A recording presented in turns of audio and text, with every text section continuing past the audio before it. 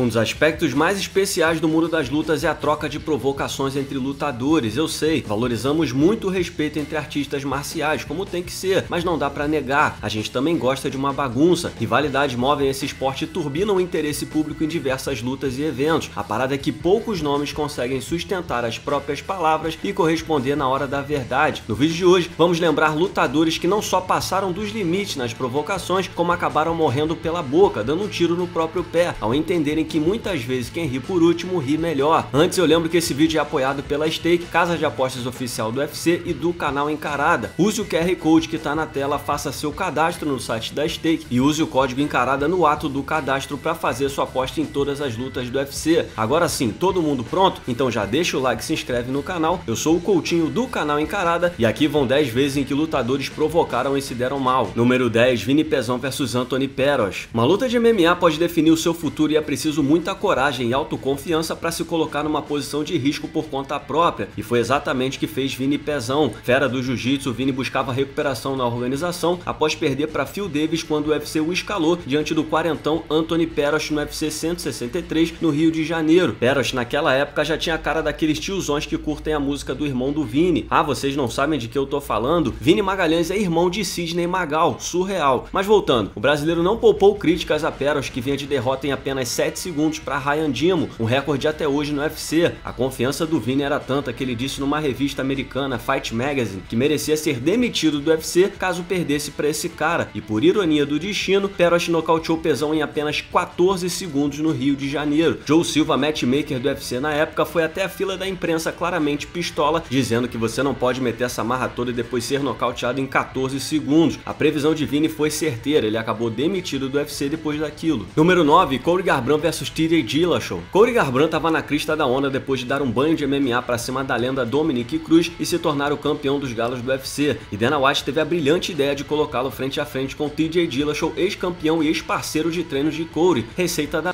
né? Todo pimpão com a sua tatuagem no pescoço e cinturão dourado nos ombros, o Garbrandt passou semanas assumidamente praticando bullying pra cima de TJ nas gravações do TUF, chegando ao ponto de dizer que era o melhor peso por peso do mundo. Cody garante que já tinha nocauteado TJ na academia Team Alpha Male e que repetiria a dose no octógono. Abre aspas, quantas vezes eu te fiz chorar na academia, quantas vezes os treinadores tiveram que vir até mim pedir que eu pegasse leve com você porque tinha uma luta quase chegando. Você pode fazer toda a preparação física do mundo, mas não tem como preparar o seu queixo, fecha aspas. Na hora do vamos ver, Garbrandt até conseguiu sentar TJ com um knockdown, mas foi Dillashaw que acertou o golpe derradeiro e o nocauteou. A revanche aconteceu quase um ano depois, com Cody insistindo que Dillashaw tinha medo dele. A luta foi praticamente um replay, com Dillashaw vencendo ainda mais rápido dessa vez e metendo aquela encarada histórica. Número 8, Paulo Borrachinha vs Israel Adesanya. Quem quiser abrir um vinho a hora agora. O ano era 2020, coube ao Brasil exportar o provocador que levaria pior no octógono. O mineiro Paulo Borrachinha fez uma bela campanha no UFC até receber o sonhado title shot contra Israel Adesanya em Abu Dhabi, no auge da pandemia. Deu o seu máximo por meses para tentar entrar na cabeça do nigeriano. Sejamos justos, não é como se o Adesanya fosse o coroinha da igreja com coração puro. Ele alfinetava de volta também. Dias antes da luta, quando Borrachinha sacaneou seus brincos dizendo que sua mãe tinha um igual, Adesanya pediu que ele se calasse antes que virasse seu padrasto. Mas a real é que não passava um dia sequer sem que Borrachinha falasse mal de Adesanya de alguma forma, chegando a postar vídeos bizarros em que Adesanya aparecia vestido de mulher e tudo. A última cartada veio na encarada quando Borrachinha sacou uma faixa preta de jiu-jitsu para atacar o jogo unidimensional do campeão. No fim, a faixa não foi nem necessária, já que o Adesanya nocauteou Borrachinha de forma brutal no octógono e com direito a sarrada de brinde. Número 7, Ben Askren vs Jorge Masvidal. O que essa luta teve de rápido, ela teve de quente nos bastidores. Ben Askren fez carreira como wrestler de altíssimo nível antes de migrar para o MMA e dominar a categoria meio médio do Bellator, assinando com One anos mais tarde e adicionando mais um título ao seu currículo. Tudo isso, claro, com os constantes ataques a Dana White. O poder midiático do maluco era tão sinistro que o careca abriu mão de um dos maiores talentos e campeões para tê-lo em seu plantel, trocando a lenda Demetrius Johnson pelo polêmico lutador. A passagem de Askren pelo UFC foi tão breve quanto intensa. Ele foi escalado para enfrentar Jorge Masvidal, depois finalizar Robbie Lawler, e o vencedor disputaria o cinturão da categoria contra o então campeão Kamaru Usman. Askren passou semanas dizendo que entrou na cabeça do mentalmente fraco Jorge Masvidal, mas acabou sucumbindo com uma joelhada voadora em apenas 5 segundos. 5 segundos! segundos. Esquin assinou com o UFC prometendo passar o carro em todo mundo e foi embora com uma mão na frente e outra atrás, depois de ser finalizado por Demian Maia. Número 6, Joanna Jedrzejczyk vs Rose Namajunas. Joanna foi chamada de bicho-papão por muitos anos por um motivo, por dois aliás. O primeiro é que ninguém conseguia pronunciar o sobrenome dela, então chamar de bicho-papão ou de Joanna Champion era mais fácil, e o segundo era devido a seu estilo agressivo dentro e fora da jaula. Joanna simplesmente aniquilava todas que passavam pelo seu caminho depois de protagonizar encaradas super intimidadoras. Joanna colava testa com testa tentando inserir medo na mente de suas rivais, e poucas ousavam responder à altura. Claudinha Gadelha sempre alfinetava de volta e quase venceu, mas Joanna ficou no topo até surgir essa menina chamada Rose Namajunas. A americana foi apontada como a próxima Ronda Rousey durante o TUF, mas tropeçou na final contra Carla Esparza. A promessa de raspar a cabeça virou uma chavinha que a transformou numa besta enjaulada, batendo 4 de 5 rivais até receber o chamado para enfrentar o tal bicho-papão. E essa encarada foi algo de meter medo até no The Rock, maluco. Joanna entrou na alma de Rose, que parecia balbuciar algumas palavras em cima do palco. Meu irmão, a mulher tava rezando o Pai Nosso, cara. Vocês têm noção disso? A intervenção divina aparentemente deu certo, e Namajunas venceu por nocaute no primeiro round de forma avassaladora. Como se não fosse o suficiente para calar a boca da rival, Rose ainda venceu a revanche na decisão do juiz para não deixar dúvidas. Número 5, Colby Covington vs Kamaru Usman. Colby Covington sempre foi um lutador de meio de tabela no UFC, sem um estilo empolgante ou uma fiel legião de fãs, quando recebeu uma indireta nos bastidores da organização. Se ele perdesse para Demian Maia em São Paulo, era papo de demissão, e isso fez com que o Colby mudasse o seu estilo, pelo menos com as palavras, atacando o Brasil e ligando uma metralhadora giratória de insultos ao campeão Kamaru Usman até que o title shot viesse na base do gogó. Colby e Usman passaram semanas se xingando em entrevistas, mas o americano perdeu a linha ao desrespeitar Glenn Robinson, fundador da equipe onde o Usman treinava. O Glenn morreu meses antes do UFC 245 e Colby disse em entrevista que ele sofreu um ataque do coração de tanto que o Usman recusava lutas no UFC. A família de Glenn ficou ofendidíssima e com razão, mas o Colby seguiu com ataques a Usman, quem chamava de Marty Fake Newsman. Covington prometeu fazê-lo mijar sangue depois de tanta porrada no octógono. A luta foi realmente espetacular, mas foi Usman quem riu por último ao vencer por nocaute no quinto assalto. Por ironia dos deuses do MMA, depois de tanto falar, Colby teve a mandíbula quebrada pelo nigeriano e ainda assim reclamou da interrupção do árbitro. Ele levou a pior na revanche também. Número 4, Luke Rockhold vs Michael Bisping. Michael Bisping fez carreira como um bravo inglês de língua afiada e bom jogo de MMA que nunca conseguia vencer a luta que o levaria até o título. Ele parecia fadado às notas de rodapé da história do esporte quando o destino finalmente sorriu para ele antes do UFC 199. Chris Weidman faria revanche contra Luke Rockhold pelo cinturão até 84 quilos, mas saiu com uma lesão no pescoço. Ronaldo Jacaré não estava disponível, então coube a Bisping entrar nessa furada. O inglês havia vencido Anderson Silva de forma polêmica meses antes em Londres e estava de férias gravando um filme quando recebeu o chamado com 2 semanas de antecedência. Rockhold havia passado o carro nele 2 anos antes e essa foi a derrocada para o campeão. Luke falou demais na coletiva pré-luta, dizendo que escolheu enfrentar Bisping por ser a luta mais fácil. Ele revelou até que entraria na luta com uma lesão no joelho, insistindo.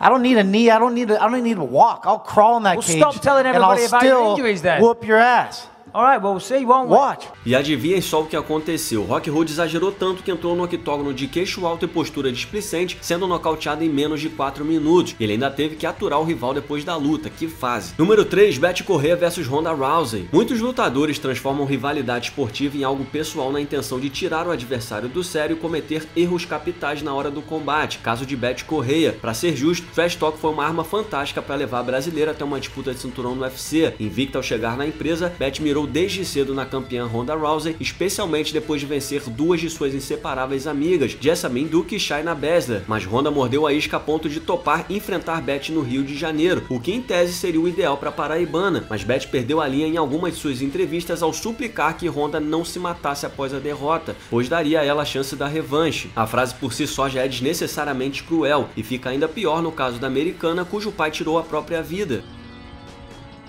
That's not fight promotion. A Ronda criticou dizendo que não se faz piada com isso e Betty pediu perdão, alegando que não sabia da história do seu pai. A imprensa internacional caiu em cima da brasileira, que foi vaiada pelos cariocas no UFC 190, mas a maior vingança veio na hora da luta. Betty berrou em inglês na encarada pedindo a Ronda que não chorasse e avisando que a nocautearia, mas foi Betty que terminou desacordada em pouco mais de 30 segundos, cena que a acompanhou pelo resto de sua carreira. Mas calma que Ronda também viveu o outro lado da moeda. 3 meses depois, ao colocar o título em jogo diante da também invicta Holly Holm, a judoca meteu uma marra imensa na hora da encarada, antes de engolir uma bicuda histórica no rosto e deixar para sempre o topo do UFC. Número 2, Conor McGregor vs Nate Diaz e Khabib Nurmagomedov. O notório é indiscutivelmente o maior astro da história da MMA, e ninguém refuta isso, e grande parte do seu sucesso se deve às suas entrevistas apimentadas. Conor McGregor é mestre no trash talk e por isso virou alvo de desafios de atletas de praticamente todas as categorias. O irlandês teve uma ascensão meteórica no UFC até deitar José Aldo em apenas 13 segundos, e mirou ainda mais alto ao desafiar Rafael dos Anjos pelo cinturão dos leves. O brasileiro acabou fraturando o pé e, por ironia do destino, Nate Diaz entrou em ação para iniciar uma das rivalidades mais lucrativas de todos os tempos no UFC, mesmo sem o título em jogo. Foram poucos dias de promoção até a luta, mas o bastante para McGregor falar uma pá de baboseira sobre Diaz. O irlandês disse que Nate precisaria de um ano longe do octógono para se recuperar da surra que ele levaria, e ainda sacaneou o estilão do californiano, dizendo que ele fazia gestos de gangues com uma das mãos enquanto enchia balões de animais com a outra. Na hora do pau cantar, Diaz mostrou queixo e coração para suportar a pressão inicial de Conor e conectar socos precisos que transformaram McGregor em wrestler antes de finalizá-lo com mata-leão. Acontece que Conor aparentemente não aprendeu a lição, falando pelos cotovelos em entrevistas incendiárias antes de enfrentar Khabib Nurmagomedov, incluindo ataques direcionados à sua esposa, que terminaram com o irlandês pedindo arrego ao jiu-jitsu de novo. Número 1, Chael Sonnen vs Anderson Silva. Não tem jeito, essa aqui tinha que ser o número 1. Tem exemplo melhor de que quem ri por último ri melhor? Quem começou a acompanhar MMA depois da ascensão de Ronda Rousey e Conor McGregor talvez não faça ideia do monstro que era Chael Sonnen, com o microfone na mão, é claro. Chael sempre foi um atleta mediano que alternava boas vitórias aqui e ali com derrotas dominantes, mas a chave virou quando ele percebeu que teria que virar um personagem para ter algum sucesso no UFC, e foi aí que nasceu o falastrão que levou Anderson Silva ao limite no octógono. O gangster americano fez tanto sucesso que seu estilo de provocação chegou a ser comparado ao da lenda Muhammad Ali. Sonnen chegou a dizer que era o lutador mais duro da divisão, que poderia arrastar Anderson para fora de um hotel e enfiar a porrada nele a hora que quisesse. E ele foi além, dizendo que invadiria a casa de Spider pela porta dos fundos e daria tapinhas na bunda de sua esposa, pedindo um bife mal passado do jeitinho que ele gosta. As provocações também tiveram outros brasileiros como alvo, caso de Vanderlei Silva e os irmãos Nogueira. He's got a black belt under the Nogueira brothers. I think a black belt under the Nogueira brothers is saying I got a free toy at my Happy Meal. I was in Las Vegas when the Nogueira brothers first touched down in America. There was a bus this is a true story. There was a bus that pulled up to a red light, and Little Nog tried to feed it a carrot while Big Nog was petting it. He thought it was a horse. Quando chegou a hora do vamos ver, Chael ficou muito perto de cumprir o prometido, amassando o Anderson por 23 minutos antes de acabar finalizado. A treta continuou por meses até a revanche, quando o Anderson venceu dessa vez por nocaute ainda mais desmoralizante. E aqui vai um salve pro Gustavo do U Vai Morrer, que me ajudou na edição desse vídeo. Sigam a página do cara no Instagram, que é diversão garantida. Não se esqueçam de deixar o like, se inscrever no canal e siga-nos também nas redes sociais. E não deixe de participar também comentando o que você achou dessa lista e se faltou alguém nesse top 10. Muito obrigado por assistir e até o próximo vídeo.